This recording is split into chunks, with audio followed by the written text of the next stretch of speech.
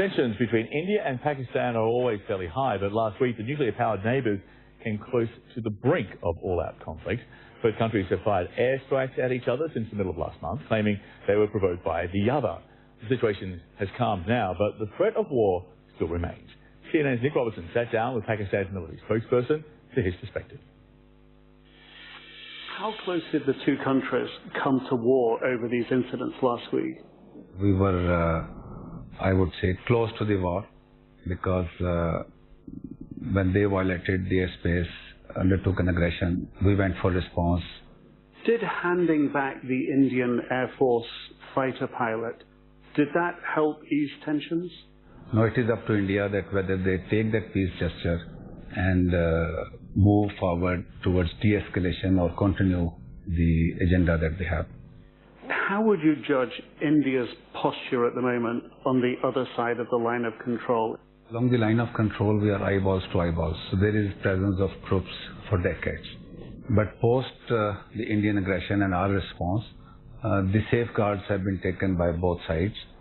Increase in troop numbers on both sides? Because it is natural as part of military planning that when the situation gets hot, there are safeguards. Those safeguards are in place on both sides. In this eyeball-to-eyeball, high-alert situation, how possible is it for things to escalate again? We feel that now the ball is in the Indian court. Should they decide to escalate more, the situation will go bad. India claims that on Tuesday last week it crossed into your airspace and bombed what it calls essentially a terrorist training camp. Not even a single brick has been found there if there was an infrastructure, and not even a single dead body found there. Their claims are false, and I believe lately there is an announcement from their side also that they cannot claim any casualty. Is it correct that Pakistan is now going to take action against Jaish-e-Mohammed, the group that claimed responsibility for that attack in India 2.5 weeks ago that precipitated the current tension? First of all, that claim has not been made from within Pakistan because Jaish-e-Mohammed does not exist in Pakistan. It has been prescribed by United Nations also and Pakistan also. Secondly, we are not doing anything under anybody's pressure. So does this mean, in light of what's happened, without international pressure, but in light of what's happened over the past few weeks, that an increased effort will take place to root out any groups that might destabilize the situation in Kashmir? For sure. Anybody who operates from Pakistan, we feel that it is not in the interest of Pakistan. Instead of blaming Pakistan, it is time that the world should assist Pakistan, facilitate Pakistan in getting rid of such organizations.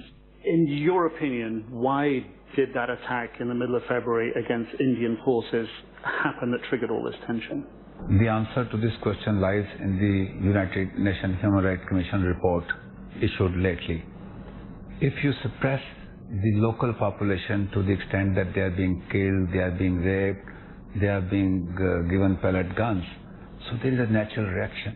This is what you're saying that Indian forces are doing? Yes, the Indian occupation forces, and this is not that I am saying, it is there in the United Nations Human Rights Commission report. So the world has to see that what is forcing the Kashmiri youth to go towards violence. So instead of looking towards a framed allegation for this incident, India also has to look inward that why these incidents are happening. We have to move towards resolution of Kashmir because this issue, Kashmir, is a flashpoint for the peace in the region. CNN's Nick Robertson there with an interview with Pakistan's military spokesperson.